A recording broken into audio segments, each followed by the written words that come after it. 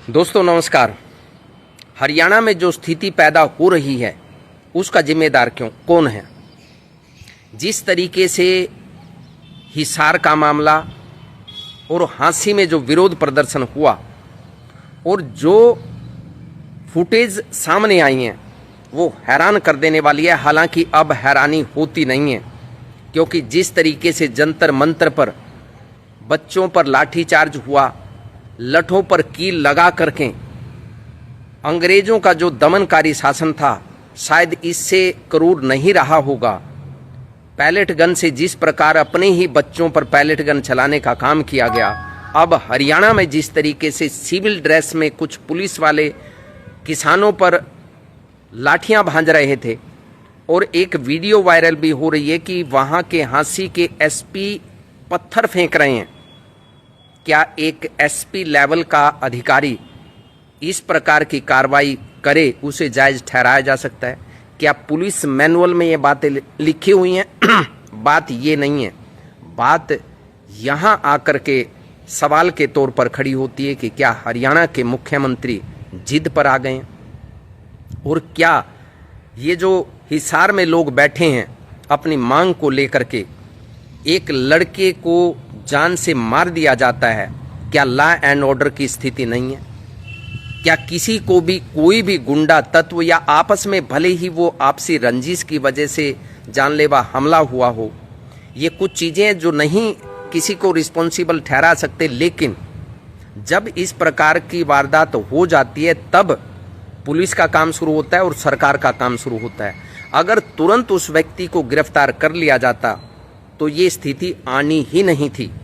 अगर कोई भी अपराधी अपराध करके फरार हो जाता है और उसे नहीं पकड़ा जाता है तो सीधे तौर पर प्रदेश का मुखिया जिम्मेदार है, उस प्रदेश का गृह मंत्री जिम्मेदार है। अब क्योंकि हरियाणा का मुख्यमंत्री गृह मंत्री भी है तो इसलिए सीधे तौर पर जिम्मेदारी उनकी ये बनती थी कि उसे तुरंत गिरफ्तार किया जाता।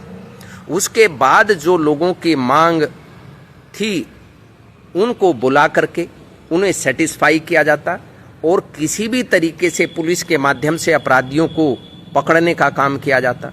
लेकिन स्थिति अब इस तरीके से नजर आ रही है कि बीजेपी लठ के दम पर शासन करना चाहती है। लठ के दम पर ज्यादा दिन तक शासन किसी का नहीं चला है। लठ के दम पर अंग्रेजों ने भी भारतीयों को हाँकने की कोशिश की थी, लेकिन उसका परिणाम क्या हुआ कि उनको जाना पड़ा।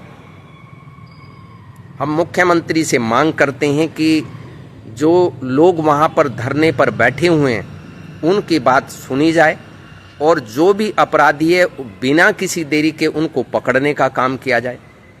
जो वीडियो वायरल हो रही हैं और जिस तरीके से बल प्रयोग किया गया, क्या हांसी में जो जिम संचालक था उसका किस प्रकार से खात्मा किया गया? क्या वहां लाठियां आपकी पुलिस की चली? क्या वहां गोलियां आपकी पुलिस से अपराधियों के खिलाफ चली?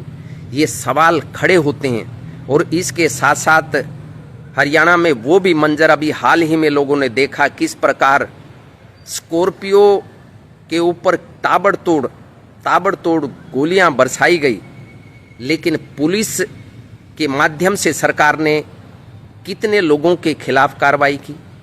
और इस पर नकेल कसने के लिए मुख्यमंत्री क्या कर रहे हैं? हमारी मुख्यमंत्री से गुजारिश ये है कि लॉ एंड ऑर्डर मेंटेन रखने के लिए प्रदेश में ज़्यादा से ज़्यादा वक्त देने की ज़रूरत है।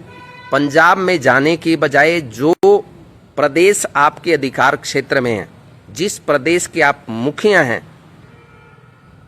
बतौर मुख्यमंत्री होने के नाते प्रदेश के लोगों के जान और माल की सुरक्षा करना आपका दायित्व बनता है।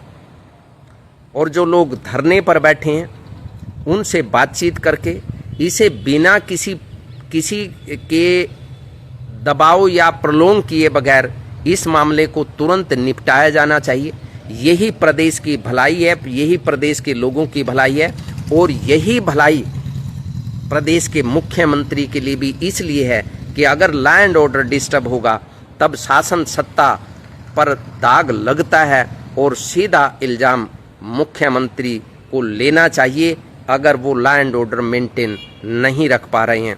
नवनिर्माण पार्टी मांग करती है कि तुरंत लोगों की बात जो जायज़ मांग है, या फिर मुख्यमंत्री की ओर से ये वक्तव्य आना चाहिए कि जो लोग बैठे हुए हैं उनकी मांग नाजायज़ है। अगर उनकी मांग नाजायज़ नहीं है, जायज़ मांग है, तब फिर उनकी जायज़ मांग को माना क्यों नहीं जा रहा है।